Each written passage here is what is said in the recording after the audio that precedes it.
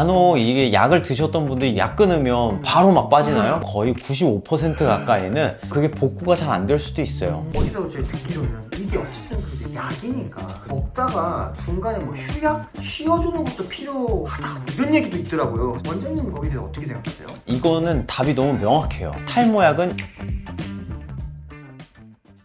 원장님, 네. 제가 원장님 만나고 나서 탈모 예방 이 중요성을 알고 이제 탈모약을 먹기 시작했거든요. 근데 이제 막 먹다 보니까 이게 그래도 약인데 계속 이렇게 먹어도 되나? 언제까지 먹어야 되나? 먹다 좀 쉬어줘야 되는 거 아니야? 뭐 이런 고민이 좀 들더라고요. 사실 이 고민을 정말 많은 분들이 물어보시거든요. 그래서 오늘 막 언제까지 먹어야 되는지, 끊었을 때 어떤 변화들이 생기는지 제가 이 영상을 통해서 모든 궁금증이 잘 해소될 수 있도록 알려드리도록 하겠습니다.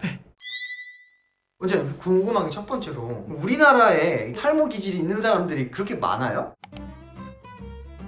정말 많죠. 국민건강보험공단 통계 자료에 따르면 우리나라 인구가 4천만 명이잖아요. 근데 그 중에 1,000만 명이 탈모로 고생을 하고 있다고 해요. 그럼 거의 4명당 1명꼴로 탈모가 있는 거죠. 그리고 예전에는 이 탈모라는 게 중년 남성, 뭐 아니면은 뭐 40, 50대만의 문제? 전유물 이렇게만 여겨졌었는데 요새는 20대, 30대, 심지어는 10대 후반에서까지도 이 탈모 때문에 고민하시는 분들이 진짜 많아요. 이게 이제 우리 식단이 서구화가 많이 됐잖아요. 그런 영향도 있고 유전도 있고 뭐 사회 자체가 워낙 발전을 하다 보니까 스트레스의 종류도 굉장히 다양해지고 복합적인 원인으로 인해 이제는 40, 50대가 아닌 10대서부터 30대에도 이 탈모 때문에 고민하는 그런 인구들이 굉장히 많다는 거죠. 이 말 듣고 그래 나는 아니겠지 하시는 분들도 계실 수 있을 것 같아서 탈모를 의심해야 되는 어떤 시점이나 어떤 특징 같은 게 있을까요?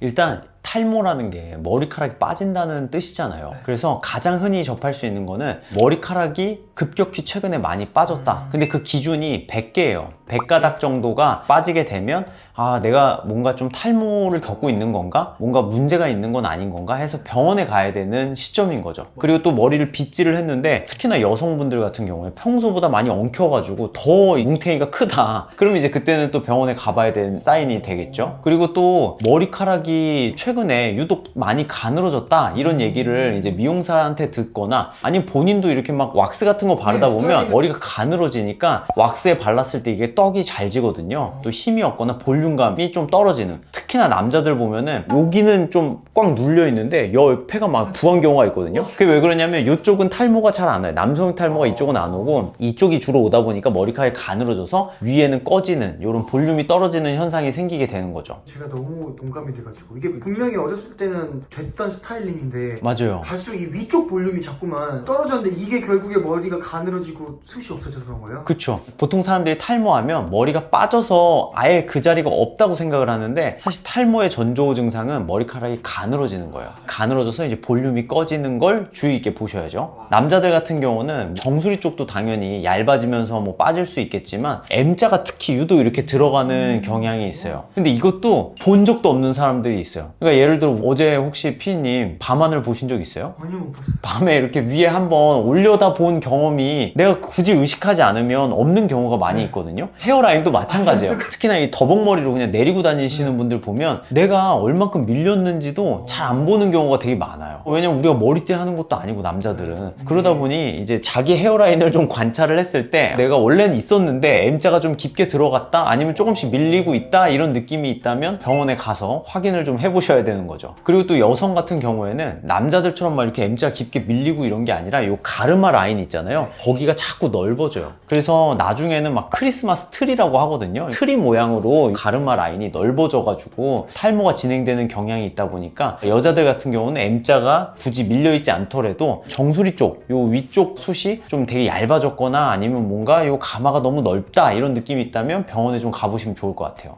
여기까지 들었을 때 나도 혹시 탈모 아니야? 내 얘기인가? 하시는 분들 많을 텐데 이제 이런 분들이 이런 걸 예방하려고 탈모 약을 먹는 거잖아요. 그쵸. 근데 또 모르시는 분들도 계실 수 있으니까 도대체 탈모 약이 어떤 원리로 이런 탈모를 좀 방지해 주는 거예요?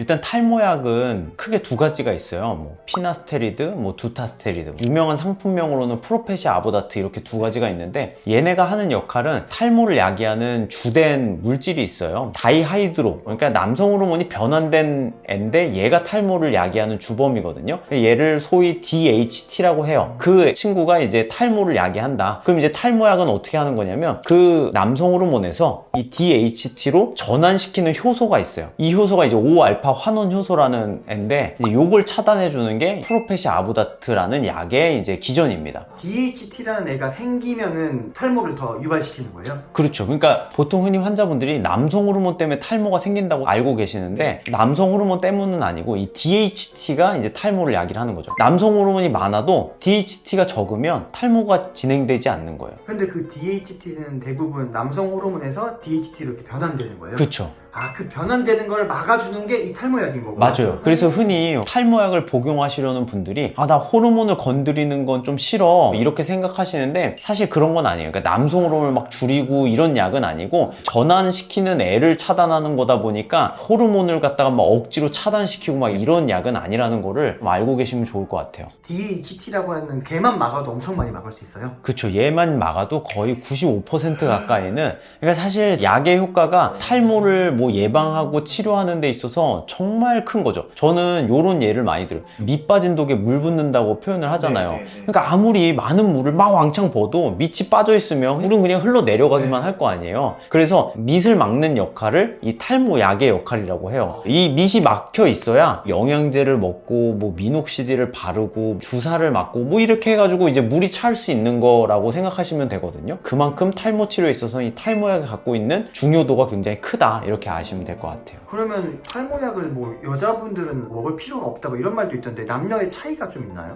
그쵸. 이제 여성형 탈모는 이거는 솔직히 말해서 아직도 연구 중이에요. 제가 연구 중인 건 아니고 이 의학계나 뭐 과학계가 아직 여성형 탈모의 원인은 잘 몰라요. 그러다 보니까 여성형 탈모는 이거 해라 저거 해라 굉장히 뭔가 많아요. 막 영양제도 먹으라 그러고 도포도 열심히 하라 그러고 막 되게 이거저거 하라 그러거든요. 근데 이제 남성형 탈모에 있어서는 이제 약만 좀 잘 먹어라 이런 얘기를 하는 것처럼 제가 방금 말씀드렸던 그 약은 남성형 탈모에 한한 거지 이제 여성들에게는 또 다른 약이 있고 또 다른 영양제가 있습니다. 보신 여성분들은 조금 아쉬울 수 있겠지만 반대로 남성분들한테는 명확한 답이 어떻게 보면 있는 거네요. 그렇죠. 왜냐면 야기를 하는 원인이 명확하게 밝혀져 있고 그거를 차단할 수 있는 약이 명확히 있다 보니까 굉장히 치료가 좀 잘 되는 편이죠. 원장님, 제가 이제 학창 시절에도 그렇고 자주 듣던 이제 레파토리가 뭐가 있었냐면 야, 나 머리 좀 빠진 거 같냐? 뭐 좀 빠진 거 같긴 한데 근데 뭐 약 먹을 정도는 아닌 것 같아. 이런 식의 대화를 한 적이 있었어요. 맞아요. 그래서 궁금한 게 이 탈모 약을 먹어야 되는 그런 시기가 있을까요? 언제부터 먹어야 되는 걸까요?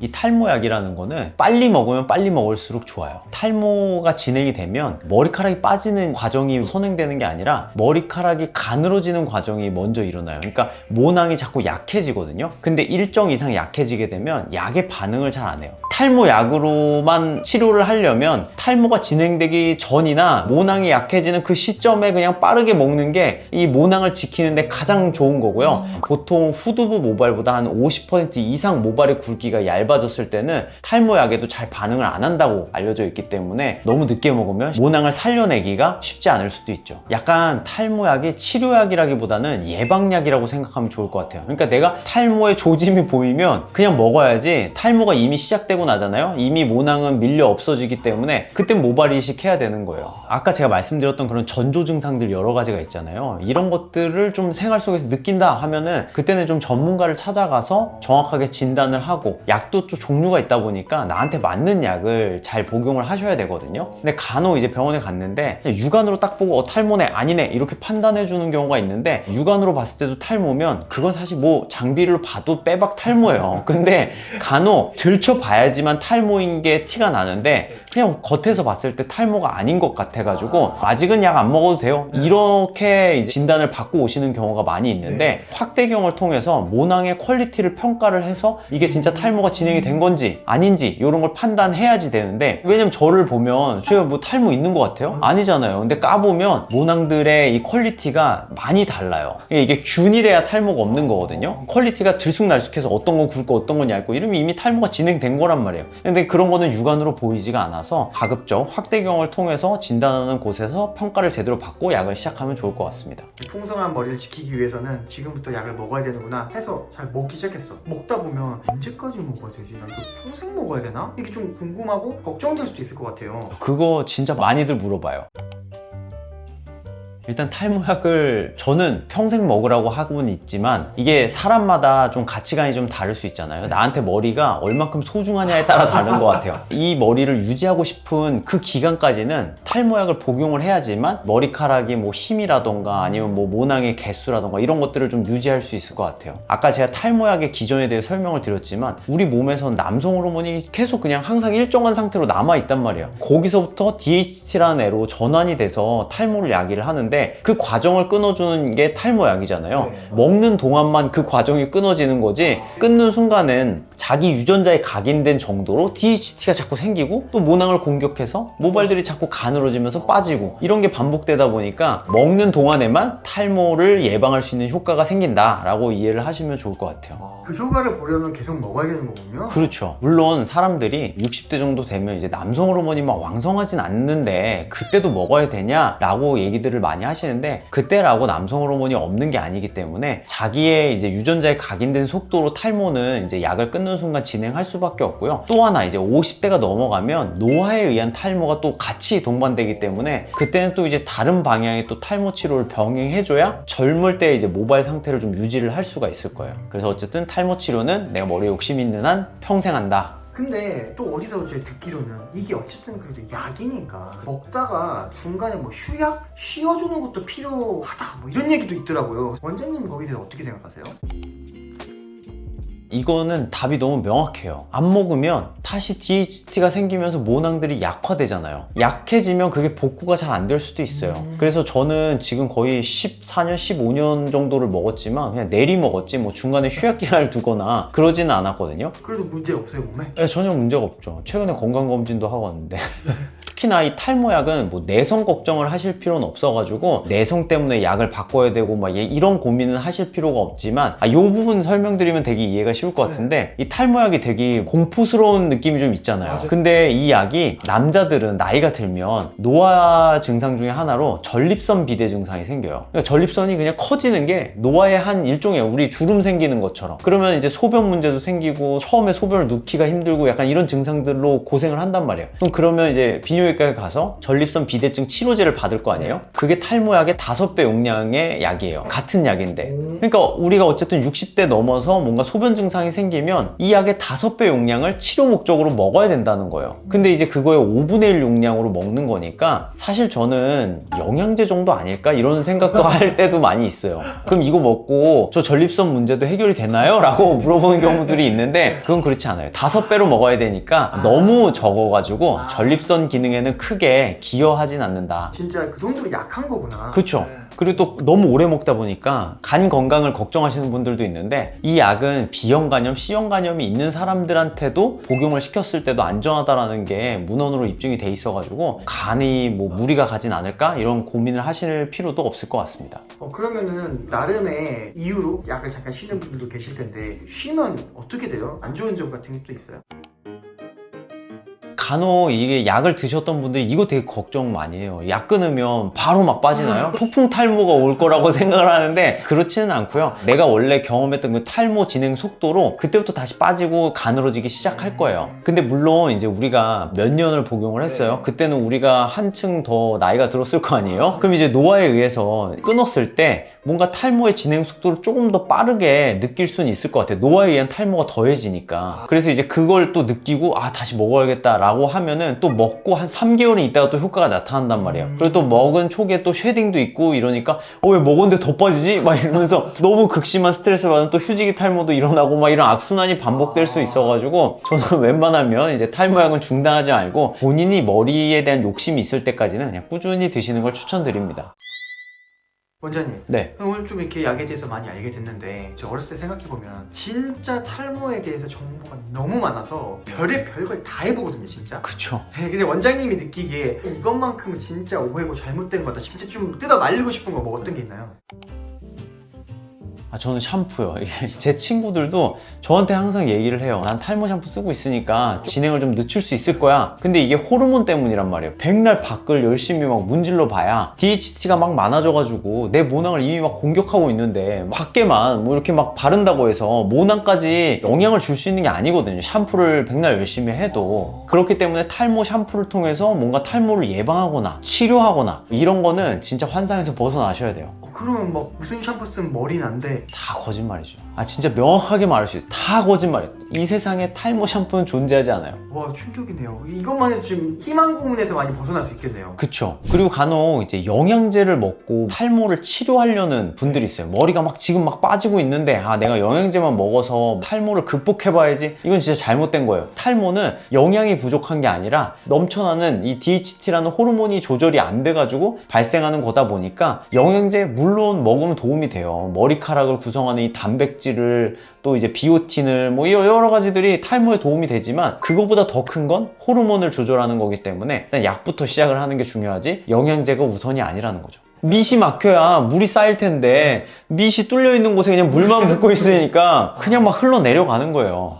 그러면 머리에 도움되는 샴푸 쓰고 머리에 도움되는 영양제 먹는 게 나쁜 건 아니지만 밑을 다 빠지고 하면 아무 소용 없다는 거죠. 그쵸. 일단 탈모약을 먹고 밑을 채워놓고 나서 그 다음에 이제 뭐 영양제 먹고 좋은 샴푸 쓰고 이러면은 금방 물이 차면서 내 머리카락들이 굵고 건강해지겠죠.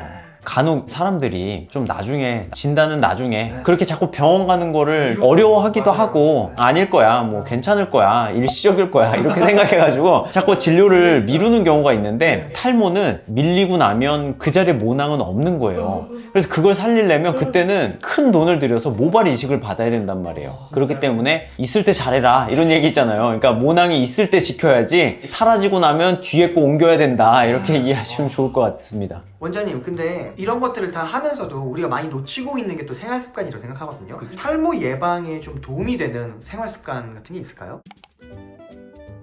이게 되게 뻔한 걸 수 있는데 원래 뻔한 게 정석이거든요. 그래서 일단 가장 대표적인 게 스트레스 관리예요. 왜냐면 이게 스트레스가 좀 너무 극심하게 받고 그걸 해소가 잘 안 되잖아요. 그럼 면역이 떨어지면서 혈류가 확 줄어들다 보니까 모낭 자체의 영양분 공급이 떨어져서 모발이 약화되는 경험들을 할 수 있어요. 그래서 뭐 스트레스 관리라는 게 안 받을 순 없잖아요. 그러니까 받았을 때 해소하는 방법이 중요한 건데 어떤 활동에 몰입을 하는 그 순간이 우리 스트레스를 굉장히 많이 낮춰주거든요. 예를 들어 뭐 운동하는 그 시간에 엄청 집중해 본다던가 아니면 뭐 저 같은 경우는 이제 복싱을 통해 가지고 그 시간에는 아무 생각 안 하고 맞지 않는 거에만 집중하고 있거든요. 그런 식으로 좀 스트레스 관리를 해보시면 모발 건강에도 굉장히 많이 도움이 될 겁니다. 두 번째는 이것도 되게 중요한데 요즘 사람들 특히나 직장인들 보면은 이제 밥을 잘 거르는 경우가 많이 있어요. 저도 그래가지고 그때 한동안 머리카락이 굉장히 약화됐었거든요. 밥을 잘 못 먹다 보니까 예를 들어 뭐 우리가 바프 같은 거 찍으려고 너무 닭가슴살, 고구마 이것만 딱 먹게 되면 영양이 공급이 제대로 될 수가 없단 말이에요. 특히나 이제 머리 쪽에서는 뭐 철분, 비오틴, 아연 이런 것들이 굉장히 중요하단 말이에요. 근데 이거를 단독제대로 섭취하는 게 아니라 종합 비타민으로 이제 복용을 하시면 충분히 섭취가 되는데 그거보다 더 중요한 건 이제 골고루 영양을 섭취하는 거. 머리에 좋은 그런 영양분들을 충분히 공급해주면 모낭들도 풍성해질 수 있으니까 그 부분도 좀 신경을 쓰시면 좋을 것 같습니다. 그리고 두피 청결 부분도 굉장히 중요한 게 우리 모낭이 두피 안쪽에 있는 거잖아요. 그러니까 결국에는 이 두피가 관리가 잘 돼야 더 건강한 모발이 나오는 것도 맞기 때문에 그러니까 예를 들어 뭐 기름져요. 아침에 감았는데 저녁에 막 기름지는데 저녁엔 귀찮아서 잘 안 감고 이러면 두피 환경이 좋지가 못해요. 피지가 막 떡져 있는 상황인데 잘 세척을 안 해주고 이러면 곰팡이균들이 막 증식하면서 염증들이 생길 수가 있어요. 그게 이제 지루성 두피염이라고 하는 건데 뭐 머리에 뾰루지가 생기고 진물이 나고 가렵고 약간 이런 증상들 이런 것들을 잘 관리를 해주셔야 되는데 그거는 자기 두피에 맞는 샴푸를 사용을 하고 그 다음에 샴푸를 할 때도 어떤 방식으로 머리를 잘 감는지 그건 제가 이전 영상을 통해서 업로드가 돼 있으니까 한 번쯤 이 머리 감는 습관에 대해서는 점검을 해보시면 좋을 것 같습니다. 그리고 특히나 이제 머리를 감는 것도 중요하지만 말리는 것도 되게 중요해요. 너무 뜨거운 바람으로 말리게 되면 두피가 건조해지다 보니까 또 하얗게 막 일어나고 간지러움을 유발할 수 있거든요. 그거 긁다 보면 또 두피가 망가지는 또 하나의 길이기도 하고 그리고 또 하나는 머리 잘 안 말리는 남자분들 진짜 많거든요. 세탁하고 빨래 안 말리면 냄새 나잖아요. 그런 습관들이 우리 두피 환경에서 곰팡이 증식을 자꾸 유발하기 때문에 뒤집어지는 거를 만들 수가 있어가지고 잘 관리를 해보시면 좋을 것 같습니다. 일단 내 머리카락을 뭐 지키고 싶다라는 그 전제 하에서는 탈모약은 일찍 시작할수록 좋은 거예요. 근데 만약에 중간에 쉬었다, 휴약을 했다, 다시 탈모가 진행되는 거니까 그 점은 꼭 기억해서 그냥 꾸준히 계속 드시는 건데, 이걸 기억하셔야 돼요. 탈모를 관리한다고 막 이상한 거 저거 막 하시려고 하지 말고, 밑 빠진 독에 물을 붓는 건 아무 의미가 없는 거예요. 그럼 뭐 어떻게 해야 돼요? 밑을 막아야 될 거 아니에요. 그 밑을 막는 그 스탠다드, 먹는 탈모약과 이제 바르는 미녹시딜, 그걸 한 상태에서 이제 다른 것들을 좀 더 찾아보시면 더 도움이 많이 될 것 같습니다. 네, 오늘 영상이 도움이 되셨다면 구독과 좋아요 그리고 알림 설정까지 꼭 좀 부탁드리고요. 주변에 탈모약 언제까지 먹어야 되는지 고민하고 궁금해 하시는 분이 있다면 이 영상을 공유해 주시면 좋을 것 같습니다. 그럼 저는 다음에 더 풍성한 이야기로 찾아뵙도록 하겠습니다. 감사합니다.